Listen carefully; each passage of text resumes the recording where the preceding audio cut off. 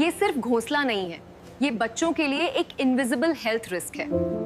आपको लगता है बच्चे बस खेल रहे हैं, पर असली खेल हवा में चल रहा होता है। बच्चे जमीन के करीब खेलते हैं, उनकी सांसें तेज होती हैं, एक्सपोजर ज्यादा होता है। एक्सपर्ट्स बताते हैं पिजन ड्रॉपिंग्स में मौजूद फंगस हाइपर सेंसिटिविटी न्यूमोनाइटिस से जुड़ा है। लंग डैमेज अक्सर सिर्फ ड्राई कॉफ से शुरू होता है। जब रिस्क हवा में हो तो सोल्यूशन इंटेलिजेंट होना चाहिए। चूज द बर्डो, जो ना चोट पहुंचाता है ना जाल में फंसाता है। सुनते ही कबूतर चुपचाप उड़ जाते हैं।